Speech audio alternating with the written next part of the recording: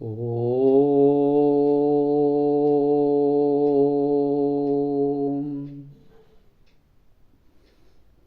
ಆತ್ಮೀಯರೇ ನಮಸ್ಕಾರ. ಇವತ್ತು ಇದು ಹೊಸ ಪ್ರಕರಣ.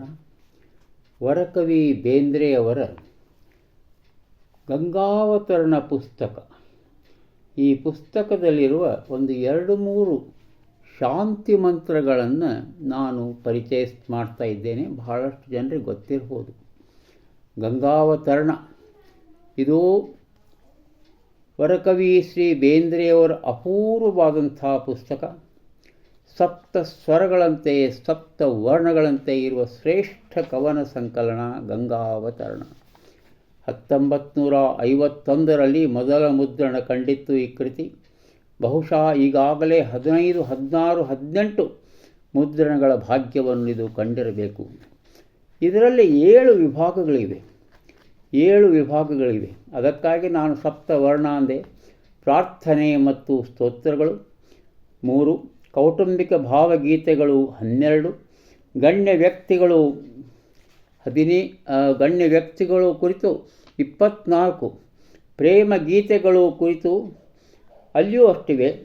ಆಮೇಲೆ ತತ್ವ, ಸೃಷ್ಟಿ ಕವನಗಳು, ಆಮೇಲೆ ಅನುಭಾವ ಗೀತೆಗಳು. ಈ ಪುಸ್ತಕದ ಪ್ರಾರಂಭವೇ ಪ್ರಾರ್ಥನೆ. ಆ ಕವನದ ಹೆಸರು ಪ್ರಾರ್ಥನೆ. ಈ ಪ್ರಾರ್ಥನೆ ಕವನ ಇದು ಯಾವುದಪ್ಪ ಇದು ಅಂತಂದ್ರೆ, ಇದೊಂದು ಅದ್ಭುತವಾದಂಥ ನಮ್ಮ ಉಪನಿಷತ್ ಮಂತ್ರ ಪ್ರಾರ್ಥನೆ.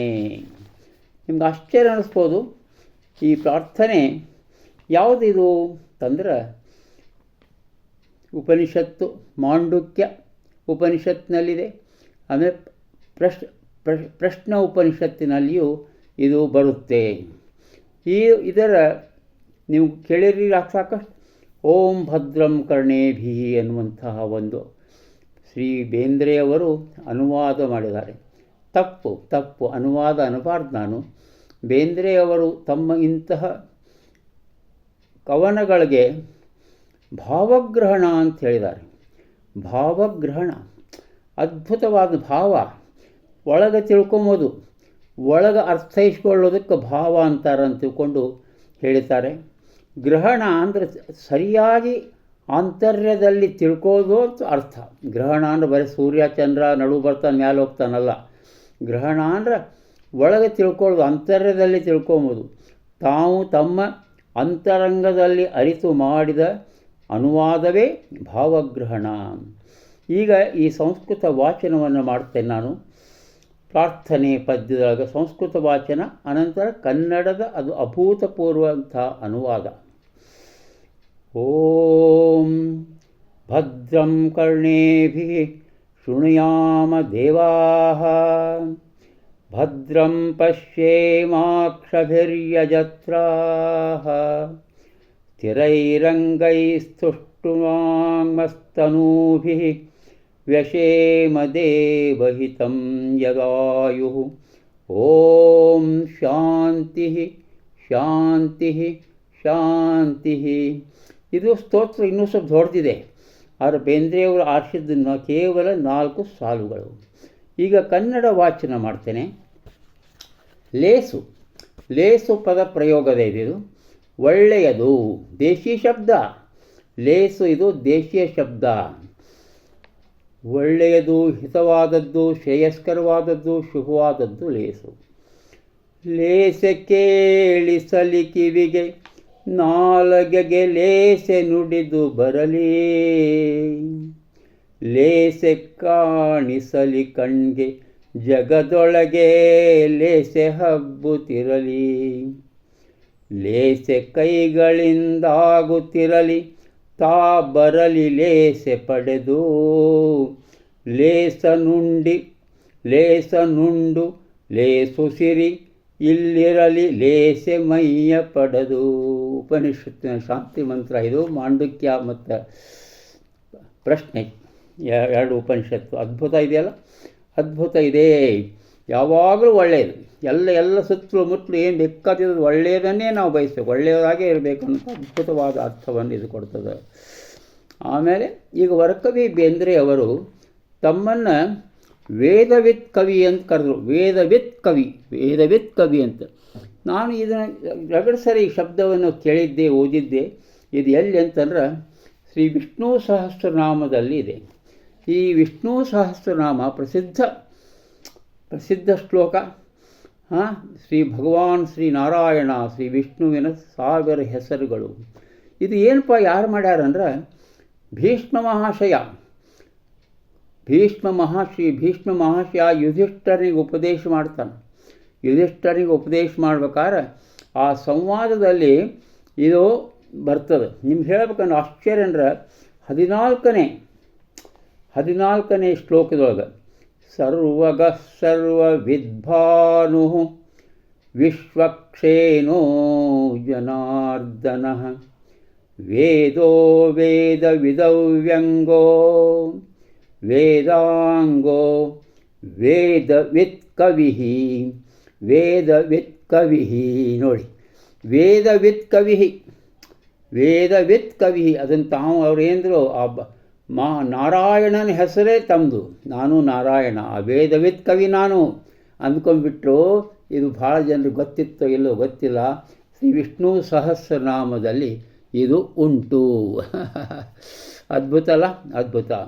ಇನ್ನೊಂದು ಶಾಂತಿ ಮಂತ್ರ ಇದೇ ಗಂಗಾವತರಣ ಪುಸ್ತಕದಲ್ಲಿ ಕೊನೆ 50 ಕವನಗಳಿವೆ. 50 ಕವನಗಳಲ್ಲಿ ಕೊನೆಯ ಕವನ. ಆ ಕೊನೆಯ ಕವನವೂ ಸಹ ಅದ್ಭುತವಾದಂಥ ಶಾಂತಿ ಮಂತ್ರ, ಬಹಳ ಪ್ರಸಿದ್ಧವಾದಂಥ ಶಾಂತಿ ಮಂತ್ರ. ವರಕವಿ ಶ್ರೀ ಬೇಂದ್ರೆಯವರು ಇದನ್ನು ಕೊನೆಯದಾಗಿರಿಸಿದ್ದಾರೆ ಇಲ್ಲಿ ಗಂಗಾವತರಣ ಪುಸ್ತಕದಲ್ಲಿ. ಇದು ಯಾವುದಪ್ಪ ಇದು? ಅದು ಓಂ ಸಹನಾಭವತು. ಅದು ಈಗ ಏನಾಗ್ಯದ, ಈ ಬೇಂದ್ರೆಯವರ ಸಮಗ್ರ ಕಾವ್ಯ ಒಂದು ವಿಶ್ವ ಸಂದೇಶವನ್ನು ಪ್ರತಿನಿಧಿಸ್ತದಂತ ಸಮಗ್ರ ಕಾವ್ಯ ಅಂತ ಹೇಳ್ತಾರೆ. ಇನ್ನೂ ಅದೇ ದಿನ ಅಂದರೆ ಅದನ್ನು ಯಾವುದು ಆಗಲೇ ಓದಿದ್ನಲ್ಲ ನಾನು, ಲೇಸೆ ಕೇಳಿ ಪ್ರಾರ್ಥನಾ ಕವನ ಹಾಗೂ ಈ ಕವನ ಇದು ಯಾವುದಿದು? ಇದ್ರ ಸ್ಟಾರ್ಟಿಂಗ್ ಪಾಯಿಂಟ್ ಕೂಡಿ ಓದಿ ಇರ್ತದೆ. ಇದು ಭರತ ವಾಕ್ಯ ಅಂತ ಹೆಸರಿಟ್ಬಿಟ್ಟಾರೆ. ಎರಡನ್ನೂ ಒಂದೇ ದಿನ ರಚಿಸಿದ್ದಾರೆ ಅವರು. ಎಂದಪ್ಪ ಅಂದ್ರೆ ಅದೇ ದಿನ ಅಂದರೆ 16/7/1942 ಅವರು ಆವಾಗ ಭಾಳಷ್ಟು ಸಮಸ್ಯೆಯೊಳಗಿದ್ದರು. ಅಂಥ ಹೊತ್ತಿನಾಗ ಈ ಶಾಂತಿ ಮಂತ್ರಗಳನ್ನು ಭಾವಗ್ರಹಣ ಮಾಡಿ ಬರೆದಿಟ್ಟಿದ್ದರು. ಇದು ಅದ್ಭುತ ಅಲ್ಲ? ನಾನು ಮೊದಲು ಸಂಸ್ಕೃತ ಅನುವಾದ ಓದ್ತೇನೆ, ಆಮೇಲೆ ಕನ್ನಡ. ಓಂ ಸಹನಾವವತು ಸಹನೌ ಭುನಕ್ತು ಸಹ ವೀರ್ಯಂ ಕರವಾವಹೈ ತೇಜಸ್ವಿನಾವಧೀತಮಸ್ತು ಮಾ ವಿದ್ವಿಷಾವಹೈ. ಓಂ ಶಾಂತಿ ಶಾಂತಿ ಶಾಂತಿ. 2 ನುಡಿ ಮಾಡ್ಯಾರ ಅವರು. 2 ನುಡಿ. ಭರತವಾಕ್ಯ ಕೂಡಿ ಓದಿ ಕೂಡಾಡಿ ಕೂಡಿ ಅರಿಯೋಣ ಕೂಡಿ ಕೂಡಿ ಕೂಡಿ ತಿಂದು ಕೂಡುಂಡು ಕುಡಿದು ದುಡಿಯೋಣ ಕೂಡಿ ಕೂಡಿ. 2ನೇ ನುಡಿ ಕೂಡಿ ನಡೆದು ಒಡಗೂಡಿ ಪಡೆದು ನುಡಿ ಹೇಳಿ ಕೇಳಿ ಕೂಡಿ ಕೂಡಿ ಬೆಳೆದು ಬೆಳಗೋಣ ದೇವರಲು ಕೂಡಿ ಕೂಡಿ ಕೂಡಿ. ಆಹಾ, ಎಂಥ ಅದ್ಭುತವಾದ ಅನುವಾದ ಅಲ್ಲ? ಓಂ ಸಹನಾವೋತು ಅಂಥೇಳಿ ಎಷ್ಟು ಅದ್ಭುತವಾದ ಇದು ಎಲ್ಲಿ ಇತ್ತು ಅಂದರೆ ಈ ಮಂತ್ರ ಬಹುಶಃ ಇದು ಶಾಂತಿ ಮಂತ್ರ ಇದು ಎಲ್ಲೇ ಅದು ಮಾಂಡುಕ್ಯ ಅಲ್ಲ, ಇದು ಕೃಷ್ಣ ಯಜುರ್ವೇದ ತೈತ್ತಿರೀಯ ಉಪನಿಷತ್ತಿನಲ್ಲಿ ಇದು ಬರ್ತದೆ. ಇನ್ನೊಮ್ಮೆ ಓದ್ಬಿಡ್ತೇನೆ. 2ನೇ ನುಡಿ ಅಷ್ಟೇ.